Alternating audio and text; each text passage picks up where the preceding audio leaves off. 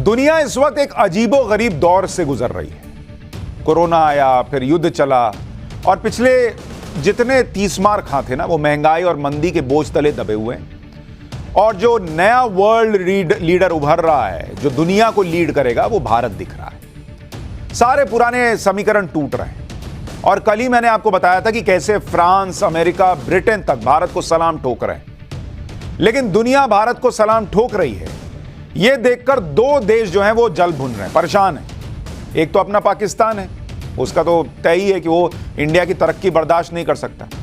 लेकिन उसकी हालत ऐसी नहीं है कि वो कुछ करे। वो पहले अपना देश बचाए तब ना इंडिया के लिए कुछ सोचेगा कि इंडिया को कैसे बर्बाद करे। दिमाग में चलता रहता है, लेकिन करे क्या? उसके तो खुद ही बम फूट रहे हैं, महंगाई का बम भी है और आतंकी भी बम फोड़ रहे हैं। पाकिस्तान का एक चैप्टर अभी आपको आगे बताऊंगा, लेकिन पहले बात दूसरे देश की, और वो है चीन। वो अलग परेशान है भाई, क्योंकि उससे इंडिया की तरक्की बर्दाश्त नहीं हो रही, क्योंकि इंडिया उसको भी तो डाउन कर रहा है ना। चीन वैसे ही अर्थव्यवस्था नीचे, कोरोना उससे संभल नहीं रहा, मैन्युफैक्चरिंग यूनिट्स इंडिया शिफ्ट हो रही हैं, दुनिया इंडिया इंडिया कर रही है, तो चीन परेशान।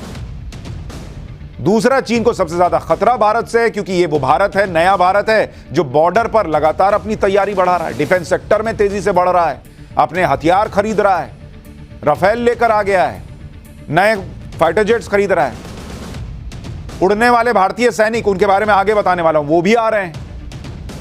तो ये सब देखकर चीन परेशान है, और ये तय मानकर चलिए कि भारत जितना बढ़ेगा, चीन उतना उछलेगा।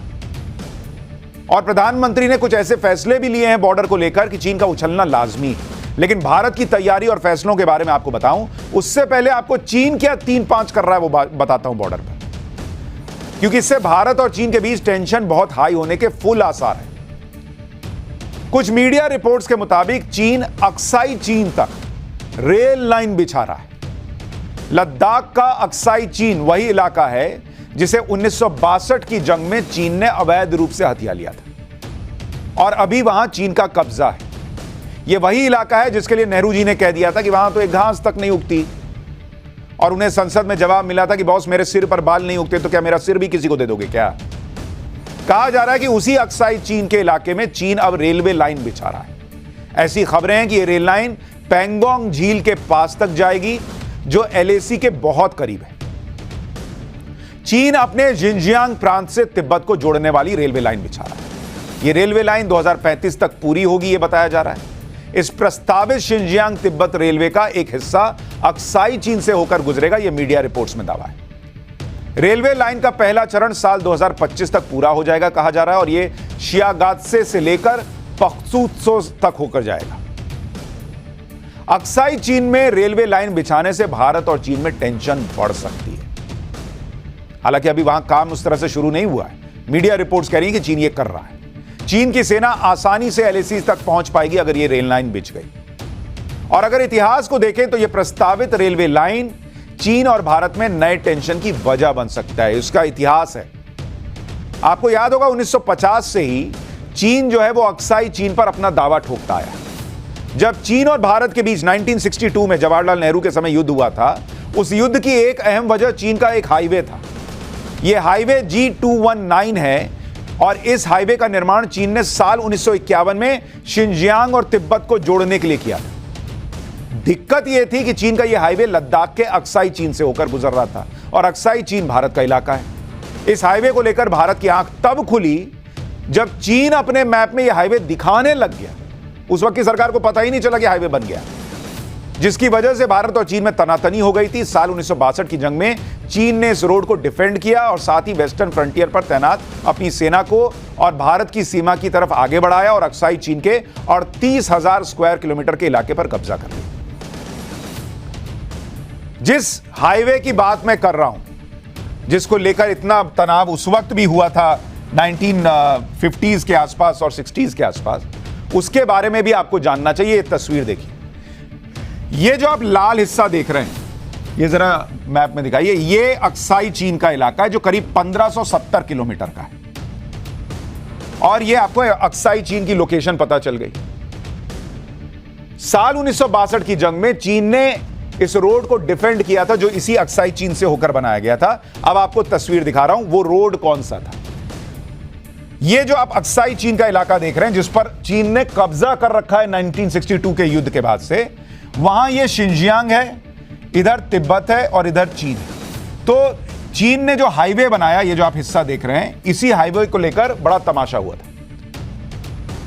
और वेस्टर्न फ्रंटियर पर तैनात अपनी सेना को भारत की सीमा की तरफ आगे बढ़ाया था। इसी हिस्से की बात कर रहा हूं। तो ये आपको मैप से समझा रहा हूं कि ये कौन से इलाके हैं जिनको लेकर बड़ा विवाद है। दूसरी तरफ जो रेल लाइन बिछाने की बात हो रही है, वो यही कहा जा रहा है कि आप ये जो देख रहे हैं शिनजियांग से लेकर तिब्बत, अब ये रूट क्या होगा ये अभी पता नहीं है, लेकिन ये कहा जा रहा है कि यही शिनजियांग और तिब्बत को जोड़ने की बात हो रही है।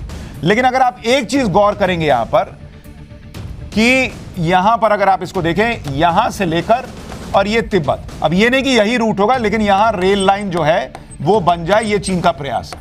और यहां अक्साई चीन आपको दिख रहा है। लेकिन अगर आप गौर कीजिए इंडिया के लिए क्या इंपॉर्टेंस है, ये वो गलवान वैली है, बिल्कुल बॉर्डर का इलाका जहां पर भारत और चीन के सैनिकों के बीच झड़प हुई थी। ये हॉट स्प्रिंग है जहां पर भारत और चीन के सैनिक जो है वो आमने सामने हैं। ये पैंगोंग लेक है जहां पर दोनों देशों के बीच तनातनी चल रही है और इधर तिब्बत पड़ता है। तो ये पूरा इलाका अगर आप देखेंगे, ये लेह का इलाका है जहां पर इधर शिनजियांग, इधर तिब्बत और ये भारत का अपना इलाका और ये भारत का इलाका जिस पर चीन ने कब्जा किया हुआ। तो चीन प्रयास कर रहा है कि वहां पर अपनी ताकत बढ़ाए और वहां पर रेल लाइन बिछाए, ऐसा मीडिया रिपोर्ट्स दावा कर रही है। चीन का इतना ही नहीं, एक और कदम है जो भारत के लिए टेंशन बढ़ाने वाला है। भारत और अमेरिका से टकराव के बीच यह दावा है कि चीन अपने न्यूक्लियर हथियारों की संख्या भी 3 गुना बढ़ाने जा रहा है। मीडिया रिपोर्ट्स दावा कर रही हैं कि जापान की क्योडो न्यूज रिपोर्ट के मुताबिक साल 2035 तक चीन अपने परमाणु हथियारों की संख्या बढ़ाकर 900 तक करने वाला है। यह भी पता चला है कि चीन की सेना के इस घातक प्लान पर चीन के राष्ट्रपति शी जिनपिंग ने मुहर भी लगा दी है। इस प्लान के मुताबिक चीन 2027 तक न्यूक्लियर हथियारों को बढ़ाकर 550 करेगा और फिर 2035 तक बढ़ाकर 900 कर देगा। जापान की न्यूज एजेंसी का दावा है कि चीन परमाणु हथियारों की अपनी नो फर्स्ट यूज की पॉलिसी को भी छोड़ सकता है। मतलब जैसे भारत का है कि हम पहले इस्तेमाल नहीं करेंगे, वैसे ही चीन का भी कि हम पहले इस्तेमाल नहीं करेंगे। लेकिन अब वो इतना घबराया हुआ है इंडिया से कि वो कह रहा है कि अब ये नो फर्स्ट यूज वाली पॉलिसी भी छोड़ देगा। इंडिया से क्यों घबराया, अभी आ रहा हूं उस पर। रूस यूक्रेन के युद्ध को देखते हुए चीन को लग रहा है कि परमाणु हथियार की वो ताकत है जिसके दम पर नेटो देश रूस पर हमला नहीं कर पा रहे और इसी के दम पर चीन भी ताइवान में घुसपैठ कर सकता है। उसको लग रहा है कि परमाणु हथियार मेरे पास होंगे तो भाई लोग हमसे थोड़ा दूर रहेंगे। पिछले साल अमेरिका के रक्षा मंत्रालय ने कहा था कि चीन अपने परमाणु हथियारों की संख्या को 1500 तक बढ़ाने की भी प्लानिंग कर रहा है। तो अभी तो न्यूज रिपोर्ट कर रही है 900, अमेरिका का रक्षा मंत्रालय कह रहा है कि 1500 करने वाला है भाई। अब सवाल इस बात का है कि चीन अपनी अर्थव्यवस्था को संभालने पर पूरा फोकस लगाने की बजाय बॉर्डर पर पूरा फोकस क्यों लगाए हुए है भाई? इसकी बड़ी वजह है भारत का लगातार मजबूत होना, भारत में नरेंद्र मोदी का वो नेतृत्व होना जो चीन से आंख मिलाकर भिड़ जाने को तैयार दिखता है। और तीसरी बड़ी वजह है बॉर्डर एरिया पर भारत का लगातार बिना चीन की परवाह किए अपने इंफ्रास्ट्रक्चर को मजबूत करना। क्योंकि जैसे भारत कह रहा है कि भाई अक्साई चीन हमारा है और चीन वहां अपना इंफ्रास्ट्रक्चर डेवलप करने का प्रयास करेगा तो दिक्कत हो, वैसे ही चीन दावा ठोकता है कि भाई ये अरुणाचल वगैरह वो कहता है कि हमारा है, तुम्हारे कहने से होगा, लेकिन वो तो कहता है कि हमारा है। तो उसको लगता है कि इंडिया जो यहां बना रहा है एलएसी पर और नरेंद्र मोदी के आने के बाद और तेजी से बना रहा है, तो वो कहता है कि भाई ये मजबूत कर रहे हैं तो हम कैसे कमजोर हैं, तो वो अपना करता है, हम अपना कर रहे हैं। अक्साई चीन में रेल लाइन बिछाने की खबर के बीच मोदी सरकार ने भी अपनी सीमाओं को मजबूत करने के लिए कई बड़े फैसले किए और 3 बड़े फैसलों के बारे में आपको बताता हूं। इससे आपको पता चलेगा कि चीन एक तो उछल क्यों रहा है, परेशान क्यों हो रहा है और हमारी खुद की तैयारी कैसी, आपको समझ में आएगा। नरेंद्र मोदी सरकार ने 3 बड़े फैसले लिए बॉर्डर को लेकर और स्पेशली चीन बॉर्डर को लेकर। वो 3 फैसले क्या हैं? पहला फैसला, आईटीबीपी की 7 एक नहीं 2 नहीं 7 नई बटालियन का निर्माण होगा। इसके लिए जो है ये आईटीबीपी जो है वो भारत चीन सीमा की निगरानी करने वाली फोर्स है, इसकी ताकत बढ़ाने के लिए हो रहा है। दूसरा बड़ा फैसला नरेंद्र मोदी सरकार ने लिया कि लद्दाख में नए टनल को बनाने को मंजूरी दे दी। तो लद्दाख में नया टनल बन रहा है, अभी उसके बारे में भी बताऊंगा कि क्यों चीन को वो परेशान करेगा। तीसरा फैसला नरेंद्र मोदी सरकार ने लिया वाइब्रेंट विलेज का। वाइब्रेंट विलेज यानी जो बॉर्डर के पास के गांव हैं उनका विकास करना, क्योंकि चाइना अक्सर फोकस ये करता है कि गांव के जो इलाके हैं वहां ये देखे कि भाई विकास नहीं हुआ तो उन लोगों को बरगलाए, समझाए, अपनी तरफ लाने का प्रयास करें। अच्छा, गांव का विकास होगा तो आपका इंफ्रास्ट्रक्चर वहां पहुंचेगा, तभी ना विकास होगा। तो ये 3 बड़े फैसले नरेंद्र मोदी सरकार ने लिए। अब इनके बारे में एक एक करके समझिए। पहला बड़ा फैसला आईटीबीपी से जुड़ा है। आईटीबीपी वो फोर्स है जो भारत चीन के 3488 किलोमीटर लंबे बॉर्डर को लद्दाख के काराकोरम से लेकर अरुणाचल प्रदेश के जासेप ला तक गार्ड करती है। 1962 का जो युद्ध हुआ था ना, उसके बाद ही आईटीबीपी का गठन हुआ था, इसलिए आईटीबीपी से जुड़ा फैसला बहुत इंपॉर्टेंट है। चीन की सीमा पर चौकसी बढ़ाने के लिए मोदी सरकार ने इंडो तिब्बतन बॉर्डर पुलिस, यह आईटीबीपी का पूरा नाम है, इंडो तिब्बतन बॉर्डर पुलिस, इसकी 7 नई बटालियन बनाने का प्रस्ताव किया है, मंजूर कर लिया है। जिसका मतलब क्या? 7 नई बटालियन मतलब 9400 जवानों की भर्ती हो जाएगी और इन जवानों में ज्यादातर की तैनाती अरुणाचल प्रदेश में होगी, जहां चीन सबसे ज्यादा प्रयास कर रहा है कि कैसे 3-5 किया जाए।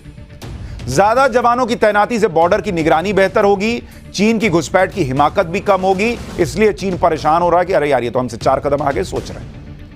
इसके साथ ही आईटीबीपी का एक सेक्टर हेडक्वार्टर बनाने का प्रस्ताव है, उसे भी कैबिनेट कमेटी ऑन सिक्योरिटी होती है, सीसीएस, उसने हरी झंडी दे दी कि बनाइए इसको बनाइए। साल 2020 में एलएसी पर आईटीबीपी की नई 47 सीमा चौकियों और 12 कैंप को बनाने को मंजूरी मिली थी। वहां काम ऑलमोस्ट डन होने पर है। तो जब चौकियां बनेंगी तभी तो जवान तैनात होंगे वहां, तो जवानों की तैनाती का भी काम हो गया। मतलब तड़ धड़ धड़ काम हो रहा है। 47 नए बॉर्डर पोस्ट बनाने से बॉर्डर पर आईटीबीपी का जो बेस है उसकी मजबूती 26% बढ़ जाएगी। अभी एलएसी पर आईटीबीपी की 176 बॉर्डर पोस्ट हैं। अब उस 176 में 47 और ऐड कर दीजिए, मतलब 1/4 और बढ़ गया, एक बार में 1/4। तो चीन परेशान है। नया हेडक्वार्टर बनाने और जवानों की भर्ती के लिए करीब 3000 करोड़ रुपए की रकम भी जारी कर दी गई। पिछले साल दिसंबर में ही अरुणाचल प्रदेश के तवांग सेक्टर में ही चीन के साथ झड़प हुई थी। इसे देखते हुए भी यह फैसला बहुत इंपॉर्टेंट माना जा रहा है। अब आपको लद्दाख में बनने वाली टनल के बारे में बताता हूं। एक तो हो गया आईटीबीपी के जवान हो गए 9400, वहां पोस्ट बन गई, वो अलग। अब एक टनल बड़ी इंपॉर्टेंट है। मोदी सरकार ने लद्दाख में नीमू पदम दर्चा सड़क संपर्क पर बेहद महत्वपूर्ण शिंकुन ला टनल के निर्माण को मंजूरी दे दी। यह सुरंग 4 किलोमीटर से ज्यादा लंबी है, जो सभी मौसम में लद्दाख के बॉर्डर एरिया तक पहुंचने को सुनिश्चित कर देगी। मतलब कितनी बर्फ पड़ जाए आपका रास्ता नहीं रुकेगा। इस टनल के बनने से हमारे सुरक्षा बलों को लद्दाख के बॉर्डर एरिया तक पहुंचाना बहुत आसान हो जाएगा। बॉर्डर एरिया तक जाने के लिए सबसे छोटा रास्ता होगा ये। शिंकुन ला टनल को नीमू पदम दर्चा रोड लिंक पर बनाया जा रहा है। यह इसलिए भी इंपॉर्टेंट है क्योंकि लद्दाख का नीमू करगिल और लेह से बहुत पास है और जरूरत पड़ने पर इन इलाकों में सेना की मूवमेंट जल्द से जल्द हो सकती है। पश्चिमी लद्दाख और जांस्कर घाटी के बीच हर मौसम में चालू रहने वाली यह टनल बॉर्डर एरिया तक पहुंचने का वक्त बहुत कम कर देगी। टनल के निर्माण का काम दिसंबर 2025 तक पूरा हो जाएगा और इस पर 1681 करोड़ रुपए की लागत आएगी। अब आपको जरा लोकेशन के जरिए समझाता हूं कि यह टनल जिसके बारे में बात कर रहा हूं यह क्यों इतनी इंपॉर्टेंट है। एक एक चीज समझते जाइए। बॉर्डर की बात हो रही है, बड़ी इंपॉर्टेंट है, आपको पता होना चाहिए। जिस टनल के बारे में बता रहा हूं आप देखिए उसके बारे में।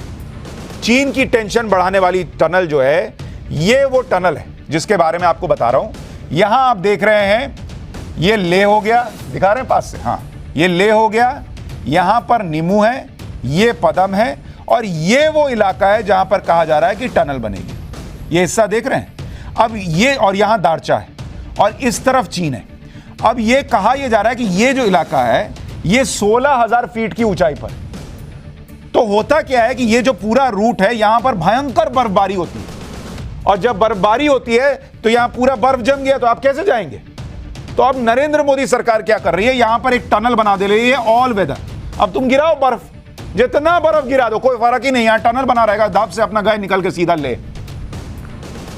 तो चीन के मुंह से भी निकल रहा है कि ले, ये क्या हो गया। तो ये परेशानी है उसकी। तो उधर जवान बढ़ाए जा रहे हैं, इधर टनल बन रहा है। तो दो जबरदस्त काम हो गए। अच्छा, ये डिफेंस के लिए बड़ा जरूरी है क्योंकि ये इलाका चीन और पाकिस्तान के लॉन्ग रेंज आर्टिलरी या मिसाइल की जद में है और इसलिए इस रूट को हमेशा सेना के लिए खोले रखना बहुत इंपॉर्टेंट है। साल 2019 में बॉर्डर रोड ऑर्गेनाइजेशन जो BRO है, उसने नीमू पदम दारचा रोड लिंक पर रास्ता बनाया था ताकि सेना की रेगुलर मूवमेंट हो सके, लेकिन ठंड में बर्फ जमने से यह बेकार हो गया। इसलिए इस रूट पर शिंकुल्ला में ऑल वेदर टनल बनाई जा रही है ताकि 12 महीने सेना की मूवमेंट आसान हो, कोई दिक्कत ना है। यह नीमू पदम दारचा रोड ही था जिसका इस्तेमाल करते हुए मई 2020 में चीन से तनातनी के दौरान खूब इसका इस्तेमाल हुआ और इस रूट का इस्तेमाल करके 2020 में भारतीय सेना ने ज्यादा से ज्यादा अपना सैन्य बल बॉर्डर पर पहुंचाया, जिससे कि चीन की सेना को बैकफुट पर आना पड़ा। भारत सरकार ने एक और बड़ा फैसला लिया जिसमें बॉर्डर से जुड़े गांवों को विकसित करने की प्लानिंग है, जिसमें चीन के बॉर्डर से जुड़े 2966 गांव हैं जो बॉर्डर पर हैं, जो कि 4 राज्यों के 19 जिलों में फैले हुए हैं। और इसके विकास के लिए नरेंद्र मोदी ने कहा कि 4800 करोड़ रुपए खर्च किए जाएंगे। अब कईयों को लग सकता है कि भाई इससे क्या होगा। इसके पीछे मोदी सरकार का मकसद यह है कि जितने ज्यादा विकसित बॉर्डर के गांव होंगे, जितना ज्यादा टूरिज्म होगा, जितना फुटफॉल होगा, जितनी ज्यादा कनेक्टिविटी होगी, उतने ही ज्यादा बॉर्डर के गांव भी सुरक्षित रहेंगे। अभी यह होता है कि कई बार बॉर्डर से जुड़े गांव से लोग सुरक्षा कारण और दुर्गम परिस्थितियों की वजह से पलायन कर जाते हैं और इस योजना के बाद ऐसा नहीं होगा। तो चीन को मौके भी कम मिलेंगे। यही सब देख के चीन की हालत खराब है कि कहां वो इंडिया था कि अक्साई चीन पे कब्जा कर लिए तो कहता था यहां तो कुछ उगता नहीं, और कहां ये इंडिया हो गया जो 4 कदम आगे चल रहा है, पूरी तैयारी कर रहा है। वहां राफेल तैनात करके छोड़ दिया, सैनिक तैनात कर दिए, उनके लिए हथियार खरीद लिए और लोगों को बैठा रहा है। ये चीन को पच नहीं रहा है।